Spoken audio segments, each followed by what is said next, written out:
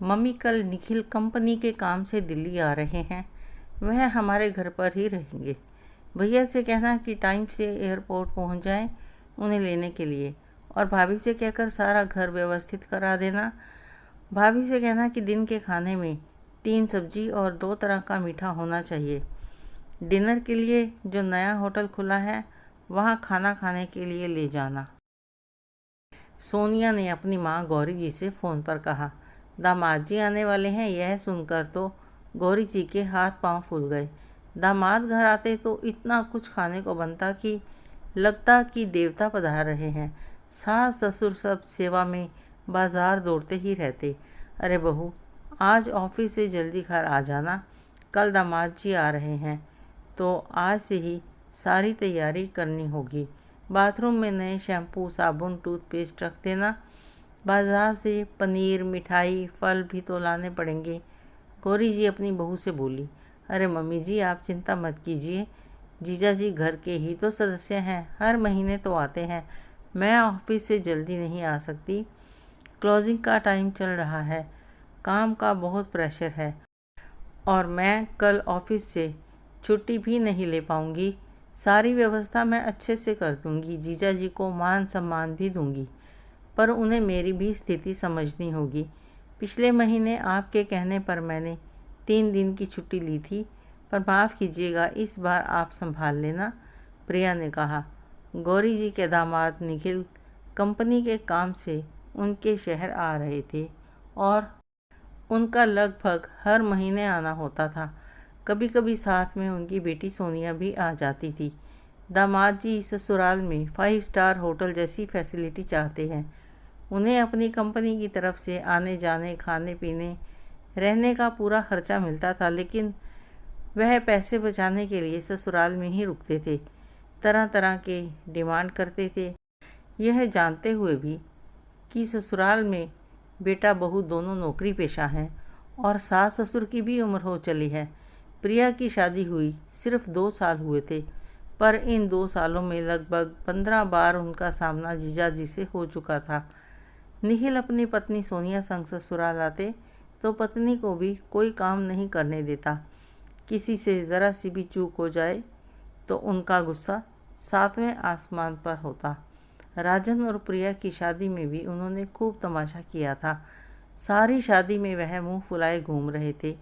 कारण बस इतना था कि निखिल जी को स्टेशन से लेने के लिए राजन 10 मिनट लेट पहुंचा था, क्योंकि वह ट्रैफिक जाम में बुरी तरह से फंस गया था। राजन की बीवी प्रिया के आने के बाद तो निखिल जी को अपना सम्मान पद छिन जाने का डर होने लगा था। अब इस सम्मान को बरकरार रखने के लिए गुस्सा दिखाना, नखरे करना, इसी को उन्होंने एक रामबाण इलाज निकाला था। राजन अपने जीजा जी को लेने के लिए राइट टाइम पर एयरपोर्ट पहुंच जाता है। राजन को 10 बजे ऑफिस में पहुंचना होता है। एयरपोर्ट जाने आने में ही 2 घंटे लग गए और हज़ारों का पेट्रोल। स्थिति को देखते हुए चाहते तो जीजा जी खुद से भी आ सकते थे, लेकिन नहीं, उन्हें तो अपना दबदबा बनाए रखना था। दामाद जी के स्वागत में गौरी जी पलकें बिछाए खड़ी थी। देखना, अभी मम्मी जी का शुरू हो जाएगा, यह खा लो, वह खा लो, अभी कुछ खाया कहाँ है कि रट लगाएंगे, प्रिया बहू ने धीरे से अपने पति राजन से कहा। प्रिया ने नाश्ते में इडली, वड़ा, सांभर, पाव, उपमा बनाया था और मीठे में बाजार के रसगुल्ले थे। उसे ऑफिस में भी समय पर पहुंचना था। अरे साले साहब, राम अवतार के समोसे कचौड़ी नहीं लाए? बड़े टेस्टी होते हैं। आज तो भाभी जी ने सिर्फ 2 आइटम में नाश्ता निपटा दिया। निखिल जी हंसते हंसते बोल गए। जी जीजा जी, कल ले आऊँगा, राजन बोला। हाँ, वहाँ की गुलाब जामुन भी लेते आना, निखिल जी बोले। 12 बजे तक मैं ऑफिस के काम से निकल जाऊँगा, दोपहर का खाना यहीं घर पर ही खाऊँगा, निखिल जी बोले। ठीक है जीजा जी। प्रिया तो अभी ऑफिस के लिए निकल जाएगी, उसे ऑफिस में कुछ ज़रूरी काम है, वह छुट्टी नहीं ले पाएगी, राजन ने हिचकते हुए कहा। हाँ भाई, अब लोगों को रिश्तों की कदर ही कहाँ रह गई है, घर के दामाद की वैल्यू ही नहीं रही।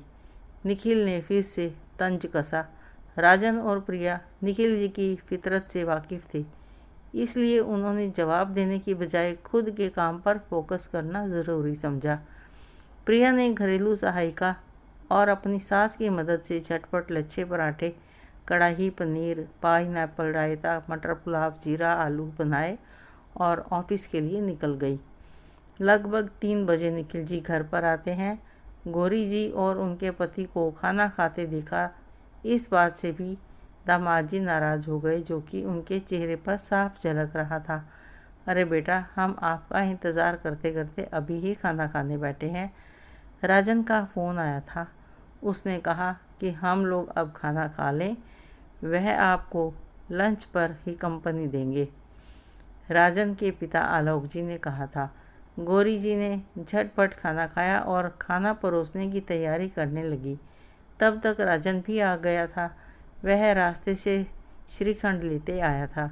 गौरी जी ने खाना गर्म किया और फटाफट निखिल जी और राजन की थाली परोसी। लच्छे पराठे का स्वाद तो गर्मा गर्म ही आता है। भाभी जी ने पराठे पहले से ही सेक रखे थे। मुझे समझ में नहीं आता कि उन्हें नौकरी करने की क्या ज़रूरत है। ऐसी नौकरी का क्या फ़ायदा कि घर वालों को गर्म खाना ना मिल सके। निखिल जी ने फिर कमियां निकाली। हमें दोबारा गर्म करके खाने में कोई एतराज़ नहीं। बहू इस घर के लिए पहले ही अपनी क्षमता से कहीं ज़्यादा करती है। हम अपनी ज़रूरत के लिए उसके सपने तो नहीं तोड़ सकते हैं ना। खाना बनाकर घर व्यवस्थित रखना अच्छी बात है, लेकिन इसके अलावा भी अगर घर की बहू कुछ करना चाहे तो हमें उसका सहयोग करना चाहिए, ना कि छोटी छोटी चीज़ों को लेकर रुकावट पैदा करनी चाहिए। इस बार राजन बोला। गौरी जी ने उसे हाथ के इशारे से चुप रहने के लिए कहा। निखिल ने बहू की अनुपस्थिति में अपने सास ससुर से पूछा, प्रिया भाभी अपनी सैलरी से आप लोगों को कुछ देती है या नहीं? कहीं सारे का सारा माल अपने मायके वालों पर तो नहीं लुटा देती? बेटा जी, हमारा बेटा राजन हमें घर खर्च के लिए पैसे देता है। बहू के पैसों में हमें कोई दिलचस्पी नहीं। वह अपनी मेहनत की कमाई जैसे चाहे खर्च करे। वैसे हमारी बहू बहुत समझदार है। घरेलू सहायिका के पैसे वह स्वयं देती है। हमें भी हमारी ज़रूरत की चीज़ उपहार में देती रहती है। और सबसे ज़रूरी बात, वह मान सम्मान प्यार परवाह सब करती है। और हमें क्या चाहिए? ससुर जी, आलोक जी ने बहू का पक्ष लेते हुए कहा। रात को राजन बातों बातों में कहता है कि मैं नई गाड़ी लेने की सोच रहा हूँ। काफ़ी साल हो गए इस सेकंड हैंड गाड़ी को चलाते हुए। अब इसकी मेंटेनेंस में भी काफ़ी खर्च आने लगा है। इसे बेचकर नई गाड़ी खरीद लेता हूँ। इस बार सिल्वर कलर में गाड़ी लेने की सोच रहा हूँ।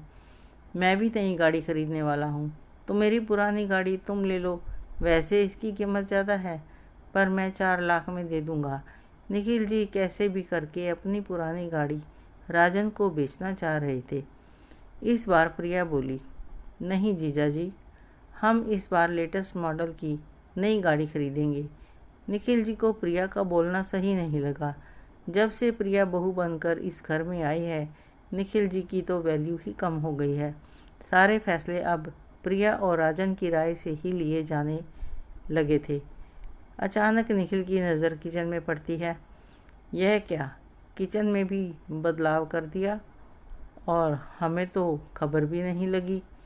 अरे दामाद जी, कुछ खास काम नहीं करवाया, बस पिछले हफ्ते ओवन टोस्टर और सैंडविच मेकर रखने के लिए शेल्फ बनवा लिया था, ताकि सब सामान व्यवस्थित लगे और सुविधा हो जाए। गौरी जी ने कहा। सो निखिल जी ने फिर मुंह बना लिया। अगली सुबह आलोक जी मटर छील रहे थे। यह क्या पापा जी, आपकी बहू ने आपको भी काम पर लगा दिया? घर के मालिक होते हुए आप घरेलू काम कर रहे हैं। निखिल जी ने कटाक्ष किया। जी निखिल जी, आपकी सेवा में ही लगे हैं। हम शाम को मटर कचौरी बनाने वाले हैं। अरे भाई, घर हमारा है तो घर के छोटे छोटे काम करने में कैसी आफत। हमारी छोटी सी मदद से बहू का काम आसान हो जाता है, तो इसमें क्या परेशानी।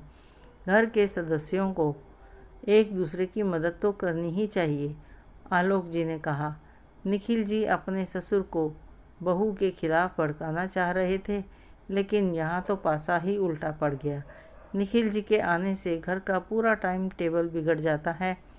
सबका मूड अलग से खराब हो जाता था उनकी बातों से। हर मामले में टांग अड़ाना उनकी आदत थी।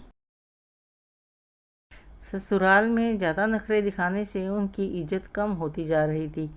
यह इज्जत उन्होंने खुद अपने ही व्यवहार से घटाई थी। उनका ऑफिस का काम हो चुका था, तब भी वह ससुराल में जमे हुए थे। अच्छा पापा जी, मैं शाम की फ़्लाइट से निकलता हूँ, निखिल ने कहा। ठीक है, जैसा आपको उचित लगे। हाँ, अगली बार आएँ तो सोनिया बिटिया को भी साथ लेते आना, आलोक जी बोले। सास ससुर ने जाते वक्त दामाद जी के हाथ में भारी भरकम लिफाफा दिया और साथ ही साथ बेटी और बच्चों के लिए कई उपहार भी भेजे। अगले दिन ही बेटी का फ़ोन आ गया। क्या मम्मी, आप लोगों को दामाद का सत्कार करना नहीं आता? आप लोगों की वजह से मुझे कितना कुछ सुनना पड़ा, मुझे निखिल जी कह रहे थे। पूरा घर भाभी के इशारों पर चलता है। घर में दामाद आया हुआ था और वह महारानी काम से बचने के लिए ऑफिस निकल गई। अब घर की हर बात हमसे छुपाई जाने लगी है। किसी भी चीज़ में हमसे पूछना भी ज़रूरी नहीं समझा जाता। और मॉड्यूलर किचन बनवा लिया गया, नई गाड़ी खरीदी जा रही है, अब हमारी बातों को काटा जाने लगा है। भाभी तो घर के दामाद के सामने बेधड़क बोले जा रही थी। सोनिया बोलते ही जा रही थी। देख बेटा, बात कड़वी है पर सही है। दामाद जी ज़रूरत से ज़्यादा हमारे घर के मामलों में हस्तक्षेप करते हैं। हमने अपनी बहू को बेटी के रूप में स्वीकार किया है। वह भी हमें अपने माता पिता का दर्जा देती है। फिर उसके पहनावे, उसके कामकाज, उसके बोलने पर हर बात टोकना दामाद जी को शोभा नहीं देता। किसी स्थान पर आपकी इज्जत, आपका मान सम्मान तब तक ही बना रहता है जब तक आप किसी को बोझ न लगने लगें। हम भी दामाद जी को मान सम्मान इज्जत देते हैं, उनकी खातिरदारी करते हैं, पर कोई एकदम ससुराल में जाकर जम ही जाए, 5 स्टार होटल जैसी सुविधा मांगे, घरेलू मामलों में हस्तक्षेप करें, तो कितनी बार कोई चुपचाप सहन करेगा? अभी तक तो बहू चुप है। कहीं निखिल जी के व्यवहार से आगे उसने कुछ बोल दिया तो बेहतर है वह अपना आत्मसम्मान बनाकर रखे। बेटा, दामाद को ससुराल के सदस्यों के कार्य या उनके व्यक्तिगत मामलों में जब तक उनके द्वारा सलाह नहीं मांगी जाए, सलाह नहीं देनी चाहिए। ना ही उनके व्यक्तिगत मामलों में हस्तक्षेप करना चाहिए। अपनी इज्जत तो अपने हाथ में ही होती है, गौरी जी ने अपनी बेटी को समझाया। उसके बाद दामाद जी का आना जाना बहुत कम हो गया और वह आते भी तो ससुराल के घरेलू व्यक्तिगत मामलों में ज़रूरत से ज़्यादा हस्तक्षेप करने से बचने लगे। आपको यह कहानी कैसी लगी कमेंट करके ज़रूर बताएं। अच्छी लगी हो तो लाइक करें, शेयर करें, सब्सक्राइब ज़रूर करें। धन्यवाद।